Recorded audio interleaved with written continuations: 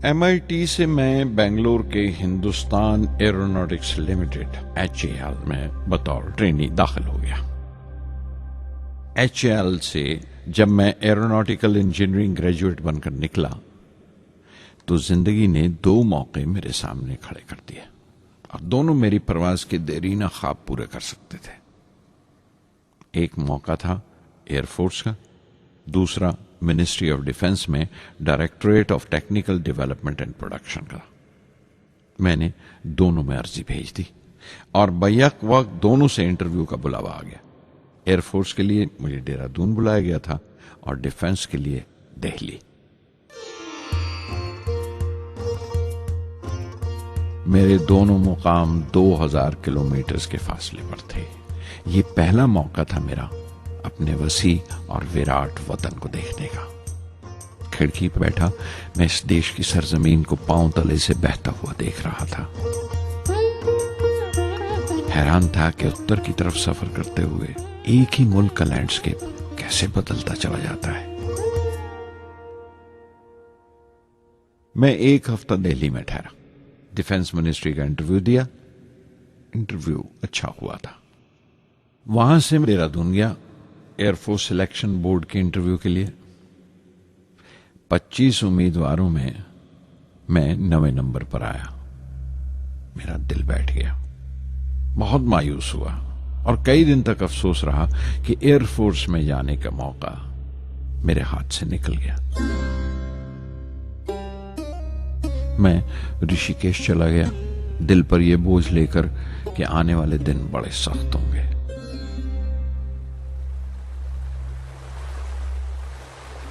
गंगा में स्नान किया और फिर चलता हुआ पास की पहाड़ी पर शिवानंद आश्रम तक पहुंच गया। स्वामी शिवानंद से भेंट हुई।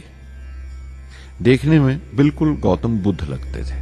सफेद दूधिया धोती और पांव में लकड़ी की खड़ाऊ। उनकी बच्चों सी मासूम मुस्कान और सादा दिली देखकर बहुत प्रभावित हुआ मैंने बताया उन्हें कैसे मैं इंडियन एयरफोर्स में भर्ती होने से रह गया और मेरी कितनी शदीद ख्वाहिश थी आसमानों में उड़ने की, परवास करने की। वो मुस्कुरा दिए और बोले, ख्वाहिश अगर दिलो जान से निकली हो, वो पवित्र हो और उसमें शिद्दत हो, तो उसमें कमाल की एक इलेक्ट्रोमैग्नेटिक एनर्जी होती है, एक बरकी मकनातीसी ताकत होती है। दिमाग जब सोता है तो वो एनर्जी रात की खामोशी में बाहर निकल जाती है और सुबह कायनात ब्रह्मांड से सितारों की गति रफ्तार को अपने साथ समेटकर दिमाग में लौट आती है। इसीलिए जो सोचा है उसकी सृष्टि अवश्य है, वो तख्लीक होगा। तुम विश्वास करो इस अजली बंधन पर, इस वचन पर कि सूरज फिर लौटेगा, बाहर फिर से आएगी। मैं दिल्ली लौट आया। डिफेंस से अपना इंटरव्यू का नतीजा दरियाफ्त किया। जवाब में मुझे अपॉइंटमेंट लेटर थमा दिया गया और अगले दिन से सीनियर साइंटिफिक असिस्टेंट मुकर्रर कर दिया गया 250 रुपए की माहाना तनख्वाह पर। 3 साल गुजर गए। उन्हीं दिनों बेंगलोर में एरोनॉटिकल डेवलपमेंट एस्टेब्लिशमेंट ADE का एक नया महकमा खुला और मुझे वहां पोस्ट कर दिया गया। बेंगलोर कानपुर से बिल्कुल मुख्तलिफ शहर था। मैं अपने डायरेक्टोरेट की पोस्टिंग का पहला साल वहां गुजार चुका था।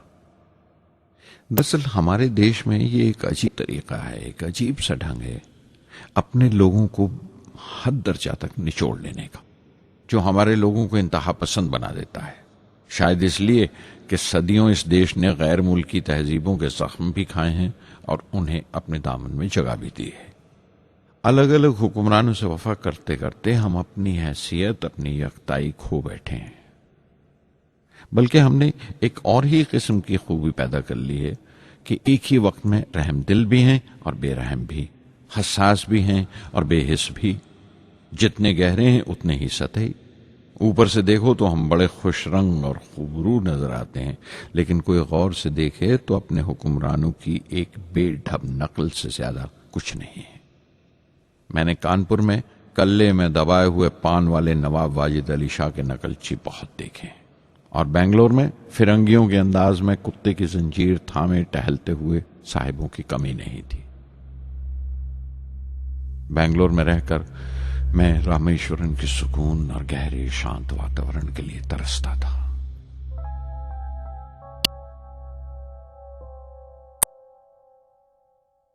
पहले साल तो एडी में कोई ज्यादा काम नहीं था। एक प्रोजेक्ट टीम बनाई थी कि 3 सालों में एक स्वदेशी हॉवरक्राफ्ट तैयार करें, और वो वक्त से पहले तैयार हो गया। नंदी उसका नाम रखा गया, शिव की सवारी के आधार पर। उसका डिजाइन हमारी उम्मीद से ज्यादा अच्छा था, लेकिन मैं सख्त मायूस हुआ जब आपसी कंट्रोवर्सीज की बिना पर सारा प्रोजेक्ट बालाए ताक रख दिया गया, बंद कर दिया गया। Professor MG Menon, Tata institute of fundamental research के डायरेक्टर, एक रोज अचानक ही हमारी जांच पड़ताल को आ पहुंचे। नंदी का जिक्र निकला। मुझसे पूछताछ करते हुए उन्होंने ख्वाहिश जाहिर की एक 10 मिनट की उड़ान के लिए। उसके 1 हफ्ता बाद की बात है। मुझे इनकोस्पार से बुलावा आ गया, the Indian committee for space research. मैं मुंबई चला गया रॉकेट इंजीनियर की पोस्ट के लिए इंटरव्यू देने। मेरा इंटरव्यू लेने वाले डॉक्टर विक्रम साराभाई और प्रोफेसर MG मेनन के अलावा मिस्टर सराफ थे, जो उस वक्त एटॉमिक एनर्जी कमीशन के डिप्यूटी सेक्रेटरी के ओहदे पर थे।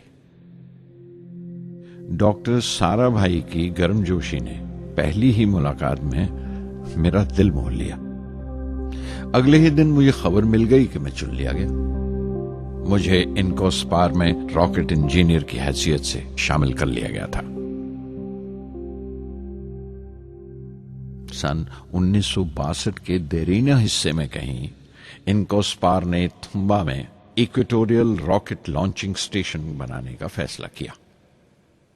थुम्बा केरला में त्रिवेंद्रम से परे एक दूर दराज के ऊंगते से गांव का नाम है। हिंदुस्तान में यह मॉडर्न रॉकेट बेस्ड रिसर्च की एक दबी सी इब्तदा थी, हल्की सी शुरुआत। उसके फौरन बाद ही मुझे 6 माह के लिए अमेरिका भेज दिया गया, नासा में रॉकेट लॉन्चिंग की ट्रेनिंग के लिए। जाने से पहले मैं थोड़ा सा वक्त निकालकर रामेश्वरम गया। मेरे अब्बा मेरी इस कामयाबी के लिए बहुत खुश हुए और मुझे उसी मस्जिद में ले जाकर शुक्राने की नमाज अदा की।